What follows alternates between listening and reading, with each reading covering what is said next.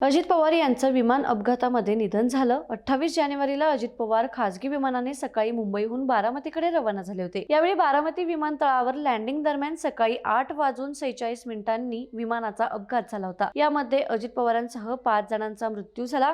अजित पवारांच्या अकाली मृत्यूमुळे राज्यात सर्वच स्तरात दुःखाची लाट उसळली।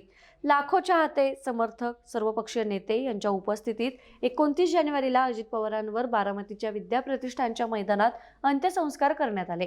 त्यानंतर आज अजित पवारांचे चुलत पुतणे आणि राष्ट्रवादी काँग्रेस अजित पवार गटाचे कार्यकर्ते श्रीजित पवार यांनी बारामतीमध्ये पत्रकार परिषद घेत अजितदादांसोबत झालेल्या शेवटच्या संभाषणाची रेकॉर्डिंग ऐकवली। अखेरच्या कॉलमध्ये श्रीजित पवारांसोबत अजित पवारांचं संभाषण झालं होतं।